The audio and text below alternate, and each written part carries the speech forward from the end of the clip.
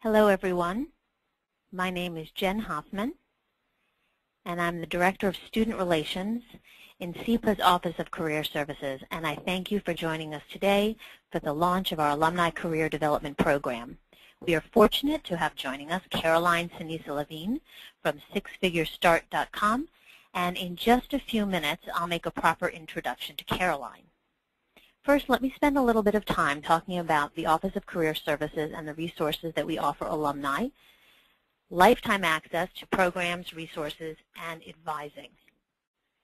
There are many resources on our website, which include fact sheets about professional development, from interviewing to resume writing, etc. We'll get to that in a few minutes, as well as subscriptions to databases, including Vault.com, Wetfeet, Devex.com. For example, Vault is a leader in providing industry guides and employment information. So by accessing Vault from our website, not from the general browser, because you won't have access through OCS's subscription, but if you access through our website, you may download guides that are valued at between $10 and $100 at the bookstore, but they are free to you. By guides, I mean things like industry guides, let's say an industry guide to consulting. You can download a guide to the case interview. So I recommend going through our website for Vault.com. Devex is a website for jobs in development, and Wetfeet is another guide for job search and industry information. If you haven't already joined the LinkedIn SEPA alumni group, consider doing so. You'll also find a general SEPA group on LinkedIn for alumni, students, and professionals, as well as a SEPA Energy and SEPA Finance group. There are career fairs planned throughout the year. This Friday, Columbia is hosting 2 career fairs, an environment career fair and a nonprofit career fair. OCS hosts many other career events throughout the year. One program includes the New York Career Series, and this is on SEPA Link. You can find out more about that. There are evening panels throughout the semester. Generally, our alumni sit on those panels, but there are other people, other professionals as well. This week, gender policy, urban policy, foundation, security and political risk, and programs run through the end of March. There are concentration receptions throughout the year. They're held in different locations in New York. These are great for networking purposes, catching up with your friends, and are, of course, vital to our current students' professional development in their exposure to you, our alumni. Each year in January, SEPA heads down to DC, as you may know, for the DC Career Conference. During this time, hundreds of SEPA alumni and students gather together. At a reception, there are employer site visits, many of which are arranged through our alumni, and there is a day of panels in which our alumni and other career professionals in the DC area speak to our current students. This is a terrific program, very successful, and we'd enjoy having you involved in any way you'd like, as an attendee or as a panelist. Maybe you can help us set up site visits as well. There are job postings on SEPA Link. They are not just for current students. We have mid-career job postings as well as entry-level postings.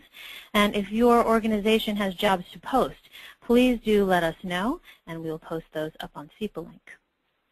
There are workshops, and as you know, webinars for our alumni. And the Alumni Career Advisory Program, or ACAP, is our database to connect alums with current students, where our alums act as career advisors for students. If you're interested in getting involved, we would very much appreciate it, and you can contact me. I want to give you a quick peek at the breadth and scope of our fact sheets on our website. Here is a page from our Career Services for Alumni website, and if you scroll down, you would see fact sheets. And here is a sample of some of the fact sheets that we have. Career changers, your 2-minute pitch, interviews, etc. And then there are sector-specific fact sheets as well, so you can take a look at those. Finally, as many of you certainly know, Daniela Coleman is SIPA's Director of Alumni Affairs, and she sends out a regular newsletter to all SIPA alums. If you do not receive this newsletter, please contact Daniela, and following this webinar, I will send her contact information to you. Okay, let me introduce our presenter today, Caroline Sinisa-Levine. We're delighted that she's joining us. Caroline is a former recruiter who has hired thousands of people for leading firms in banking, consulting, media, nonprofit, pharma, biotech, and technology. She's a career coach, a writer, a speaker, and co-founder of Six Figure Start. And she has been an adjunct assistant professor at SIPA for 10 years. Caroline is a graduate of Barnard College. Today, she works as a career columnist for CNBC.com and Forbes.com and is a co-author, along with Donald Trump, Jack Canfield, and other leading business gurus, of the best-selling How the Fierce Handle Fear, Secrets to Succeeding in Challenging Times. Her career advice and job market insights have been extensively quoted, including appearances on CBS and mentions in Businessweek, Christian Science Monitor, CNN Money, NBCNews.com, Newsweek, NPR, the list goes on. Caroline is a 2010 grant recipient of the Jones New York Empowerment Fund. Okay, take it away, Caroline. We are going to cover a number of different things in the next, I would say, 40 minutes. I'm going to try to leave at least 10, if not 15 minutes for questions. We're going to talk about what exactly do I mean by the hidden job market. We're going to talk about job search from the employer's perspective. It's really, really important that you put yourself in the shoes of the employer, of the hiring manager, of the recruiter, so that the strategies and the tactics that you use are actually going to elicit the response that you want. So we'll go behind the scenes in the hiring process and talk about that. We are going to talk about job search from the candidate's perspective, because there are things that you will need to be doing to be effective in your job search that are obviously very different from what the employer is doing on their side. And we'll talk specifically about finding the decision makers. I'm going to be talking about that a lot, this issue of going directly to the decision makers as opposed to the recruiter. And so obviously I'm going to go in more detail about how exactly to do that, how to find them, and then how to engage them and follow up with them. And then finally, I'll end with a checklist of lessons learned so that hopefully this isn't just theoretical and that you can move forward and actually act on this advice. So in terms of the introduction, again, Jennifer did a super job with that. The only thing that I would want to mention and just highlight is that, you know, this is coming from a recruiter's perspective. So between my partner, Connie Thanasoulis, and myself, we have hired thousands of people. We have seen just a number of different careers and different job search strategies, and we know from having hired people and from working with other recruiters who are hiring people, you know, what it takes to be successful. I personally, and I put my picture there so we can feel like we're all in a room together and you know who's, you can attach a face to a name. But I personally have changed careers many, many times. I was actually a music major when I was at Barnard. I was music and economics, and I competed and I played classical piano, and then I switched careers and I became a management consultant. So before I was a recruiter, I was on the line as a management consultant in investment banking and risk management, and then I moved into retained executive search, and then I went back to the arts. I actually left corporate for a couple of years to do acting, and then I went back into corporate. I was in corporate HR this time, and I ran several recruiting areas for Time Inc., including University Relations, which was all of their entry-level hiring and internship hiring. And then I co-founded Six Figure Start with Connie. So I've been in the arts and business. I've been in big companies. I've been in small companies. I've started my own company. I totally believe that your own internal readiness to work hard and to pursue the job and the career that you want is more important than what market conditions might dictate. So I really believe that if you follow a proactive approach and strategy to your job search, that you will get the results, meaning that you will get hired in the job that you want. And so it is all up to you. So that is all I will say about that. Let's talk about the hidden job market. So what do I mean by the hidden job market? I mean the jobs that are not widely posted or marketed. And by some accounts, so the 5 O'Clock Club, which is a 25-year-old national outplacement and career coaching firm, and I have done some work with them, and they really track, their job seekers. 80%, their data is showing 80% of jobs are filled not by postings or by recruiters, but by networking and direct contact with the decision makers. So by that statistic, 80% represents the hidden job market. I can tell you that when I was recruiting on behalf of companies as an external recruiter, or when I was inside of Time Inc. and recruiting exclusively for them, I can say that employee referrals and people who are already inside our candidate database accounted for a very, very high percentage. I would put that at about 65, 70% of jobs that were filled. And I have to tell you, from a recruiter's perspective, there's nothing nefarious about this. So the hidden job market is not about hiring, our BFFs and our close family members. In fact, in a lot of cases, the people who were referred were not, again, necessarily someone's best friend. It was just someone who was in that person's network, and they felt that this person would be a good fit for the firm, and they put that person forward. And the reason why that works in terms of getting referred, in terms of getting to these jobs early, the reason why it works is because I'm thinking as a recruiter that my best employees, know what it takes to be successful at the company. So that's one. So there's already a self-selection going on. I feel like, okay, this person got referred. I'm going to take a longer look at them. The other reason is just out of courtesy, right? Someone is working with me. They're my colleague. They want me to take a look at someone. I am absolutely more likely to take a look at them than I would an unsolicited resume that crosses my desk, or a resume that's sitting in the thousands of resumes in the company website. So you can imagine that a Fortune 500 like Time Warner would have just, thousands and thousands of resumes. And even the best candidate databases, there's a limit to how well you can search them. So things would definitely fall through the cracks. So that's another reason why you absolutely want to have that personal contact, and that's really what I'm going to be focusing on. So let's talk about the job search from the employer's perspective, and it has 8 steps. Okay? So the first step is that the opening is defined, the budget is approved is the second step, the search kicks off, resumes are screened, interviews are conducted, finalists are selected, the offer is extended and negotiated, and finally, the new hire is onboarded. So I wanted to highlight a few things from this. You can see, and the reason why I had bolded the first 3 steps, the opening is defined, meaning that someone in the company, typically the boss of the person that is going to be taking the job, the boss realizes that they have a need. So it could be the head of public relations needs another PR manager. It could be that the fashion editor needs someone on her team. It could be that the finance director needs an additional tax person or additional internal audit person or whatever. Right? So someone has determined that a need exists.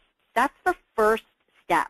The second step is then the need actually becomes approved, because just the fact that someone determines, hey, it would be great to have another PR manager on our team, doesn't make it so, right? So whoever it is, the head of PR in that example, maybe they have that budget approval, or maybe it has to go up a notch. Maybe there's, say, a chief, administrative officer, or, depending on how the company is structured, maybe there's somebody else who has to backstop that and say, yes, we are absolutely going to put budget against this position. So just because a need is identified doesn't mean that it's going to result into a job. The budget needs to be approved. That's step 2. But notice that both of these steps are happening internally to the company. So before a job is even public, there's stuff going on in the back end. And so if people had networked their way to the head of PR in this example, or to the chief admin officer in this example, and represented themselves as an amazing PR manager, you can bet that that person is going to be front of mind as this search is kicking off. And sometimes, if that person is exactly what they're looking for, they're not even going to launch a search. Why would they? So I have definitely seen in clients that I've worked with where, an opening gets defined, they think that they're going to launch a search, and then they say, you know what, I actually have someone in mind, or I actually met someone a few months ago who I think would be perfect. Let me check and see if they're still available. Let me talk to this person. They may never launch a formal search. Now, they may do that and still launch a formal search, but that person that they had in mind has obviously a head start. They're already front of mind for the people making the decision. So you can see that to get into a search in those first two steps is really, really important. The third step is also really important for you to know, which means that the search kicks off, meaning that I hear from the head of PR that we need another PR manager, right? And at that point, I can then decide, if I'm an internal recruiter, like I was when I was at Time Inc., I can then decide, okay, we're going to post this where? Probably on our company website, but then also potentially on different job boards like Media Bistro, or maybe something more general like a Monster. Or I'm going to work with an external recruiter. Time Inc. normally didn't do that, but other companies do have external recruiters, so that's something I feel like I need to mention for you guys. So I might put it out there for an external recruiter, or I might put it out there for someone on my team. I might say, okay, you've got some bandwidth. You're going to work on this particular search, or I'm going to get my PR specialist recruiter to work on this search. So there are a number of different things that we might be doing, or I myself might work on the search, or I myself might have candidates in mind. Oh, I just talked to a great PR person that this magazine couldn't use, but maybe this new magazine that's looking for someone, maybe they can use them. So you can see that the search can kick off in a number of different ways. This is before even I've decided to dive into a pile of resumes. There are things that are happening. So there's a lot of time that has elapsed since we've determined that there's a need. And this is where the hidden job market gets created. And if you can get into this sweet spot of the first kind of 3 steps, if you can be at the decision maker, at the head of PR, networking yourself as a great PR manager, that obviously is going to help you leapfrog over a lot of candidates who are really, really focused on the resume, sending a number of different resumes out for jobs, again, that might already be filled. So you can see that it's not until step 4 that we're screening resumes, we're selecting candidates for interviews, et cetera, et cetera, et cetera. Okay, so there are a number of, I put these other steps there. What I will mention is notice that step 8 is not the offer is, is accepted. It's the person is actually in the building. The search does not stop until the person is in the building. I have definitely experienced, and many of my experienced recruiting colleagues have experienced, people, Welcome to GoToWebinar, Web Events Made Easy. Know that it is not over until that person is in the building. So we are always keeping in touch with great candidates that we've met along the way. We will continue to keep in touch with great candidates even after the position is filled, because again, we don't know how well this person is going to do, or if there's another search around the corner that's going to be similar from this. Okay, so it's something to remember, and something that I'm going to go back to when I talk about engagement and follow-up is that remember that when you are working with a prospective employer, a recruiter, the hiring manager, it's not just about that job. It is about establishing a relationship, because you can see that this is a circular thing. The new hire is onboarded, sure, but we're going to be working on other searches where an opening is defined, the budget is approved, et cetera, et cetera, et cetera. So you want to maintain a relationship that is ongoing. Okay. So the highlights here, searches do not begin in HR unless you are an HR executive, a recruiter, a comp person, a benefits person, a generalist, etc. The search is not going to begin in HR. It's going to begin in PR or in finance or in editorial or, in the other examples that I had given. Okay, unless the salary is covered by HR, that's step 2, the budget being approved, that's also going to happen elsewhere. Now, there are some instances where HR has say, a general management training program or some other centralized budget that we're overseeing, and in that case, the budget approval, might come into my hands or into, another one of the HR folks. But for the most part, again, it's residing somewhere in and around that actual hiring area. And therefore, your chances of accessing the hidden job market, of getting to that 80% of jobs that are not widely posted or advertised, your chances are improved if you have access to the actual hiring department and not HR. So many candidates that I've met, job seekers that I've met are so concerned about getting in front of recruiters, about meeting people in HR. And I absolutely think that you should, if you have relationships with recruiters, definitely cultivate that. It's very useful, and obviously I'm involved in the process of hiring people. But it is not a substitute, and in fact, if I had to choose where I would spend my time, I would absolutely be focused on the actual hiring department. You need to network, and you need to know people and the structure and the thought process and the challenges that are being faced at the line of business level, not at the HR level, at the line of business level. Okay. So remember what I had said about when the search kicks off. I said that we might kick it off in a variety of ways, including posting on the website, posting on an external website, classified ads, employee referrals, external recruiters. Employee referrals always takes the bulk of hiring.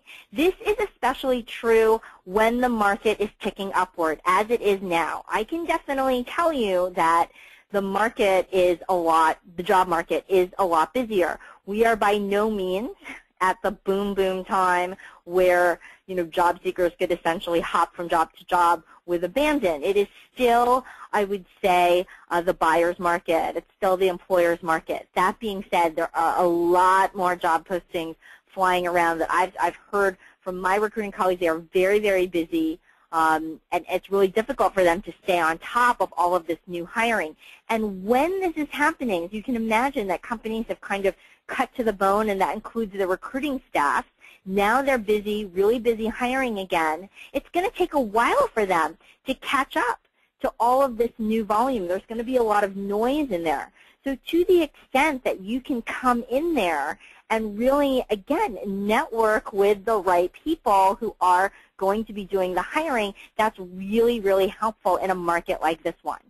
I worked recently with a nonprofit that was hiring, was growing. They were hiring like gangbusters, and they were so busy, and they were in the throes of building out their recruiting function. That was why I was called in, to build out their recruiting function. So they really didn't have a base from which to work. And so really, yes, we did all the things like posting, and I, reorganized how they were going to do that going forward. But in terms of what was happening right now, triage in the ER, we needed to get some really qualified bodies in those positions. And I have to say, we really leaned on the employees of the existing organization to work their networks and to find people who were already somehow pre-qualified. And I also looked very closely at people who would write in and who would network specifically, say, with me or someone on the recruiting team or someone else on the corporate team, because I felt like, okay, this person has made an effort to really get in there and get to know me. They clearly know this space. That also is much more of a self-selection than someone just, say, dropping a resume with clearly a generic cover letter or just responding to a posting. Those things are much more passive. It's much more impressive if you can really network your way in. So really keep that in mind, especially as the market is ticking upward. Okay, but let's talk about what you need to be doing tactically, right? Because you are not approving budget, or you're not, screening resumes. So there's something, so while that is going on, and you need to recognize that that is going on so you can position yourself accordingly, you also need to be doing certain things for your job search. Six-Figure Start, we use a 6-step approach to the job search. Number 1 is to identify your targets, and I'm going to talk more about that, but it means function, industry, and geography. A well-defined target is critical to this approach of identifying the decision makers.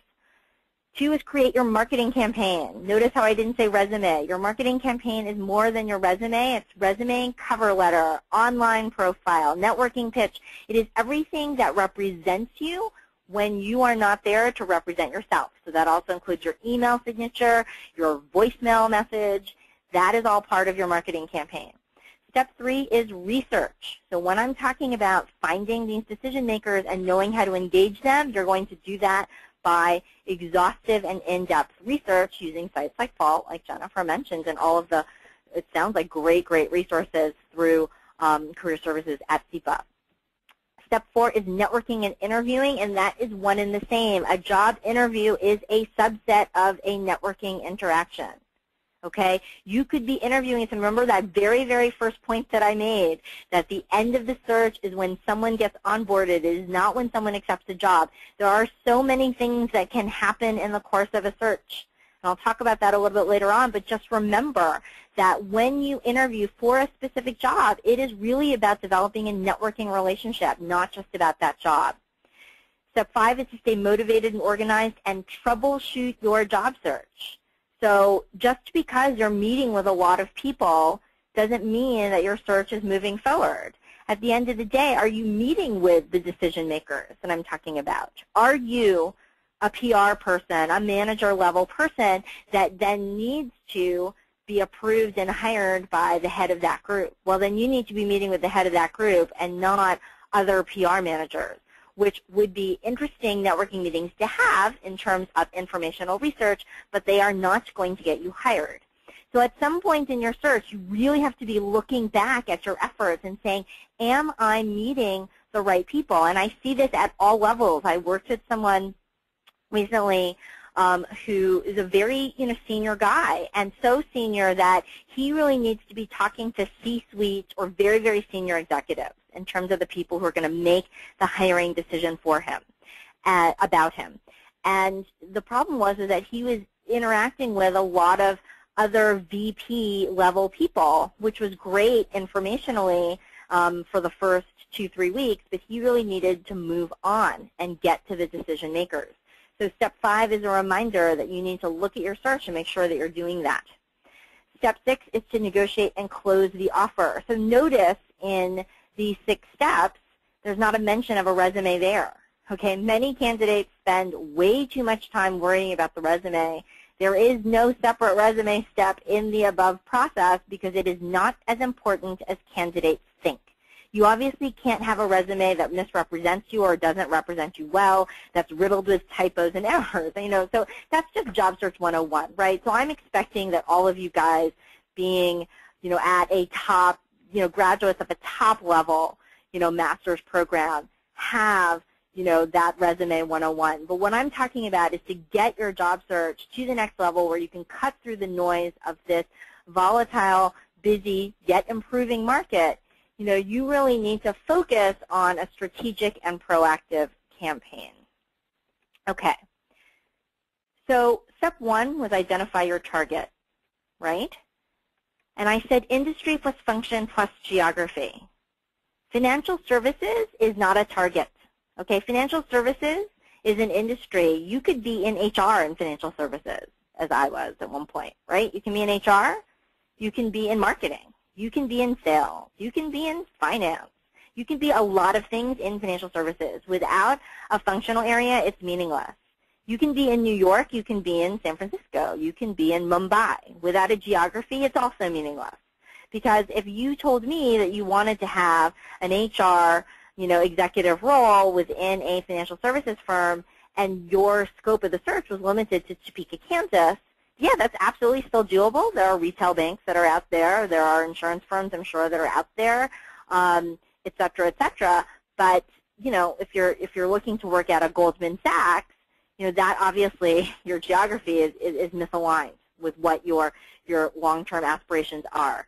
So industry plus function plus geography, until you have clarity on those 3 things, it's going to be very difficult for you to identify these decision makers. Because once you have that intersection, you can then find out who the key players are. You can go to the Chamber of Commerce in Topeka, Kansas, and you can find out who all the players are in specifically financial services. You can find out how big they are so that you can see, okay, how big of an HR department are they going to have? Can they absorb someone like me? I don't know what your HR skill set is. Of course, there's a hypothetical example, right? So you can start looking at things like size.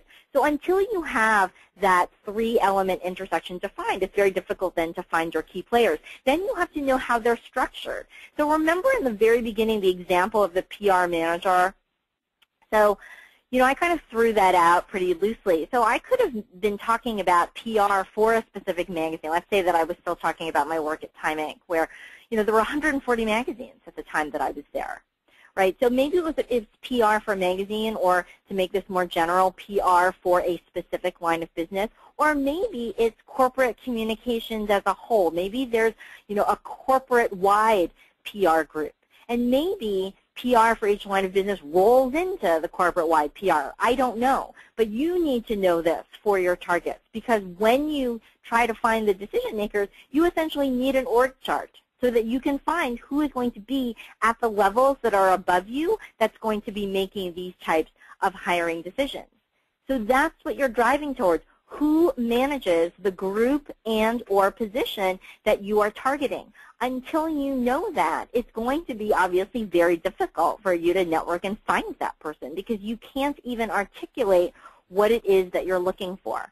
I just got off the phone coaching someone who has a very, very well-defined intersection, in this case education, and specifically alternative education. So she's really looking at the cutting edge of what's happening. She's looking at everything from foundations like the Gates Foundation to, say, like a charter school organization, which is trying to do something different than, say, you know, the public school, the existing public school system. So her niche is pretty tight, and she was looking at, she had identified some key players, and she actually even identified a role.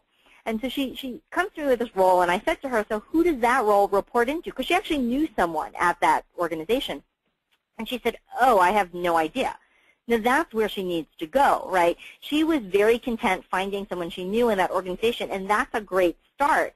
But like I said, in terms of driving your search towards people who can actually help you get hired or hire you directly, you absolutely need to know who is hiring for the positions that you're going for. So yes, it will be helpful to do informational interviews for the organization as a whole, and I encouraged her to keep her contact with her friend, but she very quickly has to find out who's going to be managing that open position that she wants, because that is the person that she needs to get to, and that is who you need to get to for your search. So you need to be very, very clear for everybody that you are targeting, you know, where does your position reside. You know, another example, a private sector example, I had a client who was in technology and who had worked in product development in technology.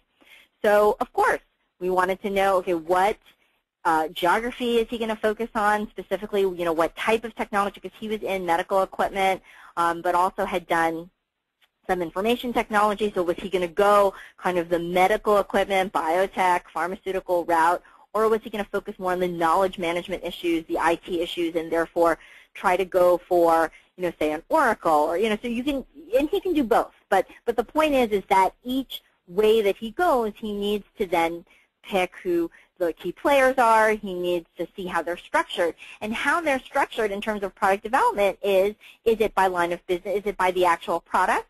Is it by geography? That's very, very important to know that, because he really needs to be able to navigate his way into these giant firms. I mean, for something like Oracle, that's huge. I'm sure they have product development just all over the place. And they probably have a matrix type of organization where it's both developing products within a specific line of business or customer demographic as well as within a specific geography. But then it's really, really important to tease out, okay, so what takes priority? And as I am looking for openings and as I'm trying to network with people based on his backgrounds and the skill set that he brought to the table, where does it make sense for him to actually try to position himself? So this is why you really need to know who you are targeting. Research was another step, right, in the 6-step job search process. So why do I harp on research? It's because you need to know what's going on with your targets so that you can actually engage them. This is kind of feeding into the how do you engage the decision makers. You find them by knowing what your targets are. You engage them by talking about their business in a way that shows you as an insider. Make sure that you show, don't tell. Right? I have so many people who say, I'm hardworking, I'm a quick learner, I'm enthusiastic. Okay, who will not say that they are all of those things? I want you to show me that in specific examples of work that you've done. Okay? So really beware of instances where you've had to say, trust me, I can learn that or I can change. Right? I can change in terms of, oh yeah, sure, I've never done marketing, I'm a salesperson, but I can do that, I can make that career change. No, no, no, no, no. Okay, that's not good enough.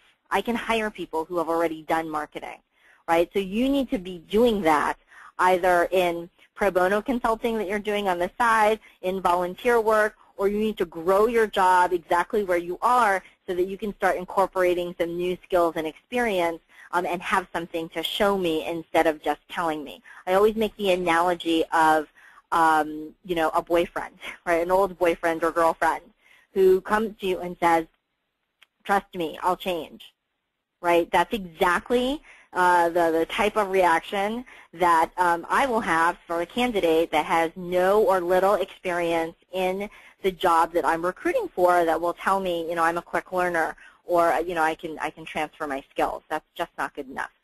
You need the research as well to make informational interviews two-way conversations, okay? So yes, informational interviewing 101 is about collecting information about a day in the life of, you know, the person that you're interviewing. And when I teach professional development at SEPA, you know, there's a great guide, actually. I don't know if the SEPA guidebook, Jennifer, you'll have to post this, if it's available to people who have already graduated, if you haven't kept a copy of yours.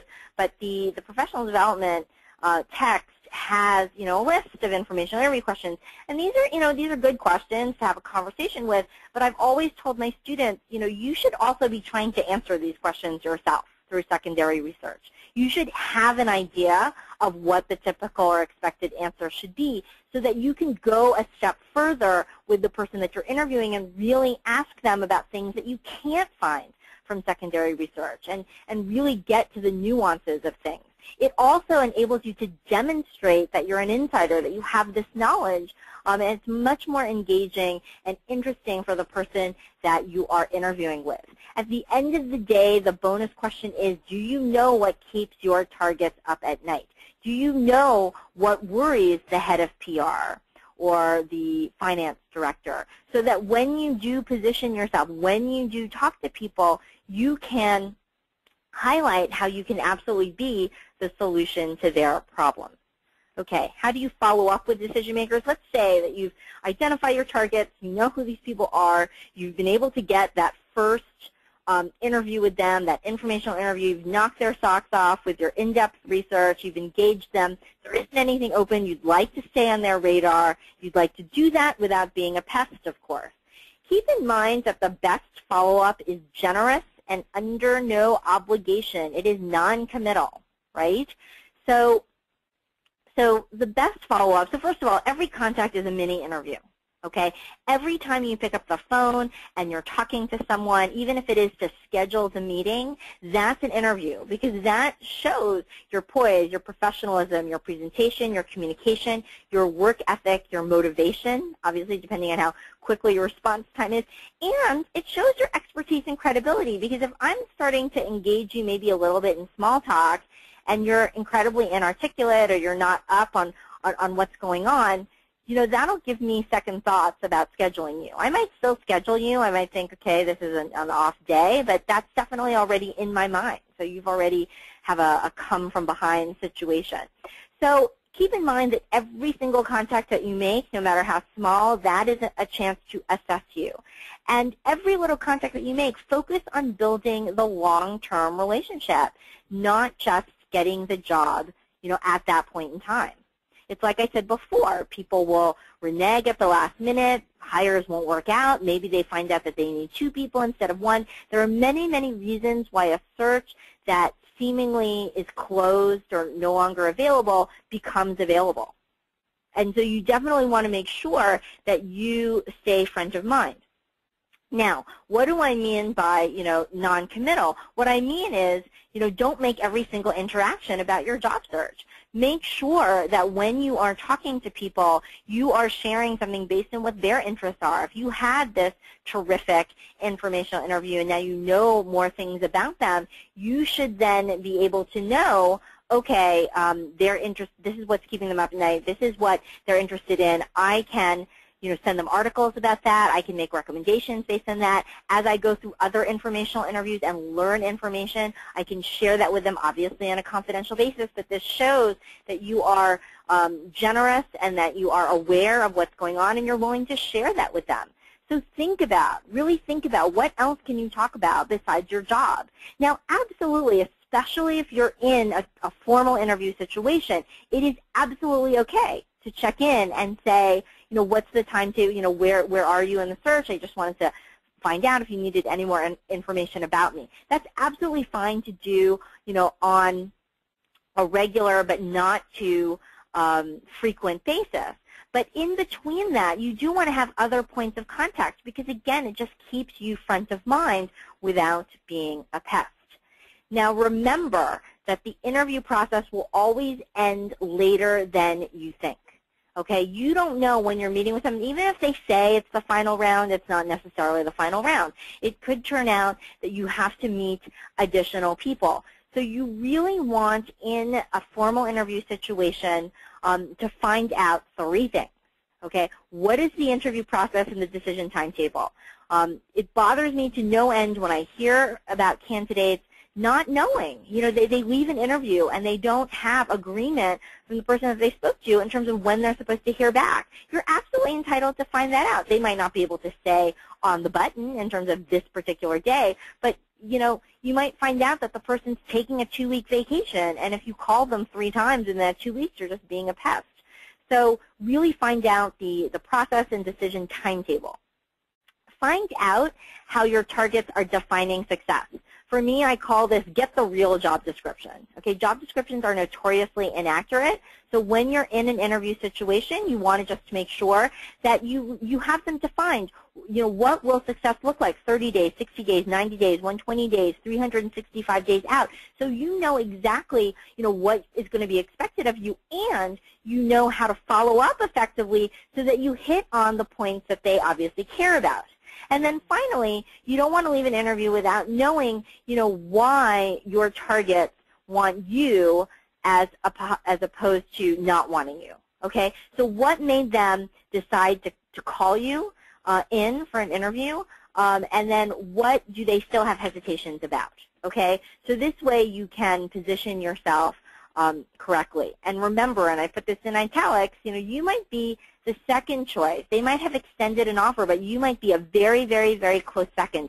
I have had so many situations where we've had to go to the close second because either the first choice turned us down or something happened during the offer negotiation. We realized that this wasn't going to be the right person, or the job spec changed and all of a sudden the second choice becomes the first choice. There are many, many reasons why you don't have to necessarily come out on top to make things still worth your while. So just to make sure that you are developing relationships throughout the way. Okay? So I'm just going to wrap up and make sure that, because I can see already questions streaming and I want to leave time for that. Are you getting to prospective employers before the search kicks off? So are you getting to those decision makers when an opening is defined and when the budget is being approved? That means getting out of HR and into the actual line of business. Are you staying front of mind throughout all the steps? You have a 6-step job search process. The employer has 8 steps in their process. They're looking at resumes. They're looking at they're interviewing people. They're calling people back. This is all happening times however many jobs we're hiring for. So you can imagine that, what seems like one process to you for us is times 10 or times 20 or times 50 or times 100. I had, when I was building out that recruiting function for the nonprofit, we had 100 open jobs and they all needed to be filled by a specific date because of the very strict, academic calendar. 100 jobs. So, it was like triage in the ER. So we've got other things on our mind. So you need to stay front of mind through generous and non-committal follow-up. Do you focus on relationships? Okay, so remember, relationships, not just about getting any one specific job. You need relationships to get to searches early, right? To get to that sweet spot of where the opening is defined and the budget is being approved. You want to focus on relationships so that you're competitive throughout all of the interview phases, so that even though you might be towards the end of your interview, I might just be starting interviewing other candidates, and so the process is going to drag out, but you want to still maintain your relationship with me and with the hiring department so that you can stay front of mind. Obviously, negotiations and onboarding, you need relationships as well. Do you have enough information? So look at your search to date. And, you know, I said to you, exhaustive, in-depth research. Do you have your industry, function, and geography defined? Do you have the key players?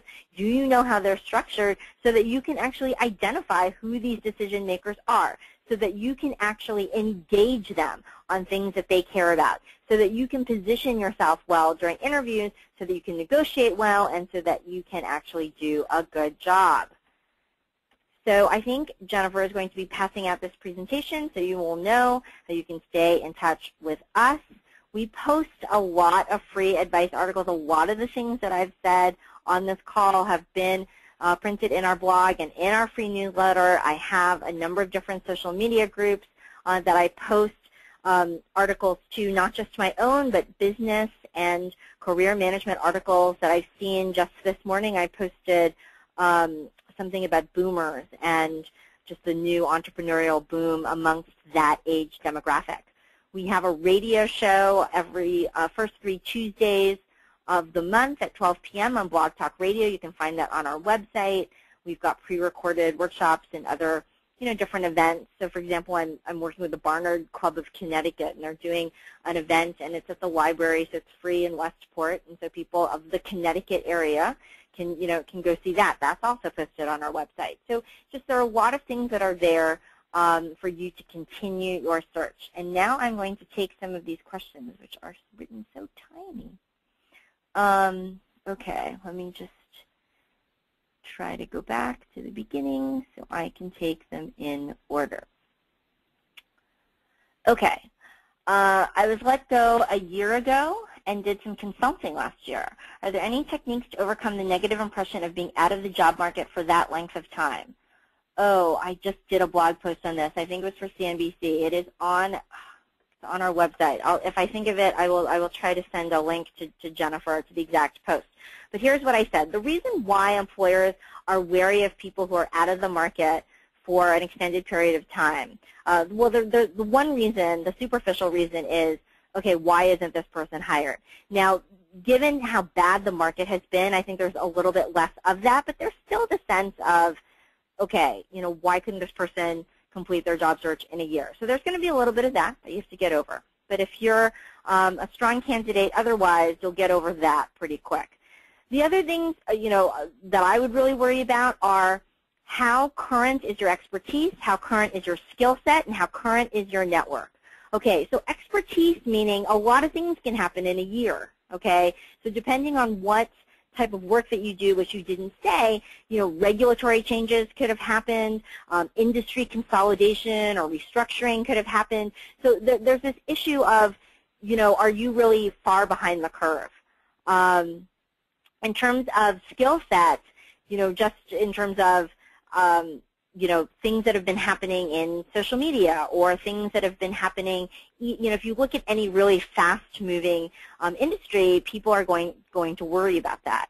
And then in terms of your network, a lot of the reason why employers like to hire people who have been employed is because they already have this ready network, especially for jobs in sales, but any kind of knowledge job in particular, you know, we want to feel like, okay, you're really up on who the competitors are, you've been in and around this industry, all of that network is fresh. So that's really what the concern is about hiring someone who has been out of work. And so you can absolutely get over all of those hurdles without having a job. The fact that you've been doing consulting is a big deal. So if you can highlight, you know, again, knowing what the trends and the challenges are, you know, knowing about the competitors and the key players, you can definitely overcome that hurdle. But just recognize that that's what we're going to be looking for. We want to make sure that you are current in your expertise, skills, and network. Can you give guidance on how to introduce yourself to a decision maker who is not on the front line of the job search and who has purposely put distance between himself, herself, and the candidate? Okay, great question, right? So this is why they get recruiters, because they don't want to have to deal with it. So, okay, just I have to give you a nuanced answer, right? Because this is just a great question, and this is, you know, an individual case-by-case thing. It is true that decision makers, you know, will outsource to recruiters and will say, you deal with it and you find the people, and they don't want then to have unsolicited people come to them. But what I'm talking about in terms of directly contacting the decision makers is not contacting them necessarily about that job right away, but really engaging them and saying, you know, your department is trying to do this, I have done that, or I know the solution to that. To give you a very concrete example, I had a client who wanted to break into healthcare finance. She had been in and around economics, but not specifically healthcare. She wrote to, so she has a very, very tight niche, because this approach only works if you can really, really specify. And her first choice target were hospitals. She had a very tight geography. She listed out the largest hospitals because of what specifically she wanted to do within finance, and she then was able to find out who the head of finance was for these hospitals. Now keep in mind that she was not that senior, so that's going to be way too high a target, but she contacted these people by direct mail, by snail mail, because she couldn't get their email addresses, and phone was, you know, she wasn't going to just cold call them out of the blue. She sent them letters, and she told them about their business. She talked about healthcare finance. She talked about the things that she wanted to do. She got meetings with so many people that way. Oftentimes it wasn't with the head of finance. They palmed her off to someone, you know, more junior but still more senior to her, and someone who was still going to be a decision maker in some way, shape, or form. And then about 4 weeks into her doing that, she had already been talking to a lot of people. One of the earliest informational interviews actually contacted her and said, hey, you know, we've got this opening that's coming up, and I just wanted to know if you wanted to submit your resume before we post it. So this is, you know, classic example of the hidden job market. So what I would tell you is that, yes, it is true that sometimes if you go to a very senior person, they're going to say, you know what, I'm going to put my, I'm going to just forward your resume to HR. That is not what you want, right? You really want to try to speak to them about their business or talk to someone who is within that department about the business, because going to HR too early in the process makes it all about a specific job and not about really finding out about the business. What is the best way to cold call or email someone for an informational interview? How do you best make it clear that you're interested in opportunities without sounding too eager or putting the person on the spot? Yes, you absolutely don't want to make any reference to opportunities. We're going to assume that. Why else are you really contacting us? Really, what, you know, like I said in the healthcare example, you really want to make the person feel like they would also benefit by speaking with you. This is where the research comes in. You really need a hook in terms of understanding what problem they're facing in their business, and again, how you might be able to solve it for them. This is really, you know, the tricky part of the search. For certain industries like VC, you know, I've had clients who've had to do that in 3 sentences, less than 3 sentences. Who are they? Why are they contacting this particular person? And why should this person speak to them? You really have to get it down to 3 sentences for VC, and really for a lot of other places, because your email needs to be short. But it is going to hinge on you're trying to solve a problem for them. You want to talk to them. You are doing research in and around this problem, and talking to them is the next logical step, amongst other things that you're doing. So you are talking to other people as well. That's really kind of the root of it. And in terms of, you know, the specifics and how you're positioning yourself and what nuances are you talking about, you know, that needs to be customized, obviously, to, you know, what you're targeting. You mentioned making sure that you know why you have been picked to interview, as well as what reservations the company might have about you. How do you ask this during the meeting? You ask.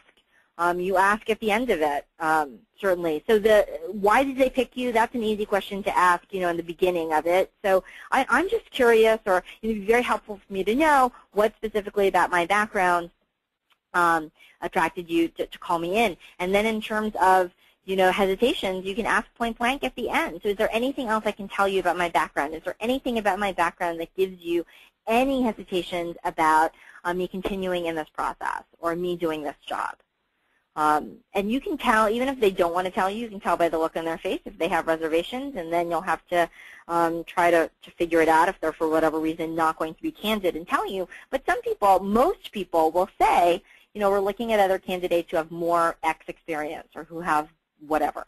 What methods, resources can one use to identify key players within an industry function geography? How does one find out their internal structures, groups, and managers?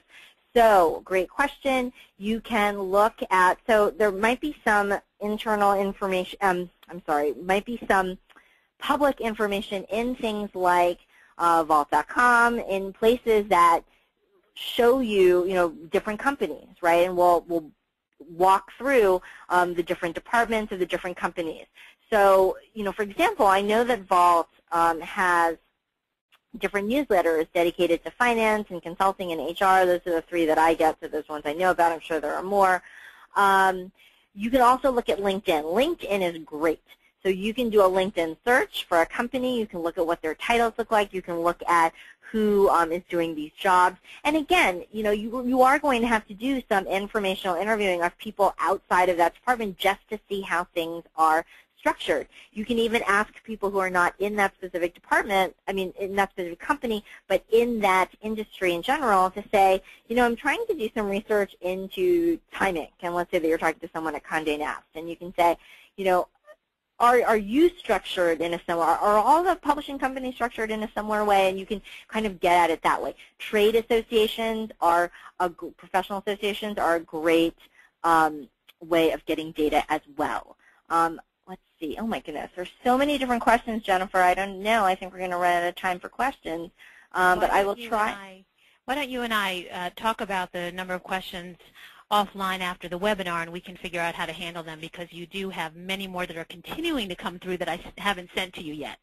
Yeah. So, there's just, there's just too many. So this is really, really great that, that people have stayed on. And what I would say is, I'm going to see if I can copy and paste the questions that have streamed in already. I always keep a list of questions, and I try to use the questions in my blog posts, and also on the radio show, we always leave time for questions. So that's another outlet of them being answered. But Jennifer, do you want to jump in for the last couple of minutes? Terrific. Thank you so much, Caroline. This was a wonderful launch to our Alumni Career Development webinar program. And as Caroline mentioned earlier, she's offered to share her slides with today's attendees. There'll also be information about how to listen to Caroline on the radio. There's information about her blog, so some of your questions may be answered there. I'll also send my introduction slides to you as well, and information about where you can purchase the professional development guide that Caroline mentioned also during her program. Thanks to all of you for joining us today. We'll be sending you a survey this afternoon and appreciate any feedback you can give to us. Again, Caroline, thank you so much for joining us, and everybody have a wonderful afternoon. Bye-bye now.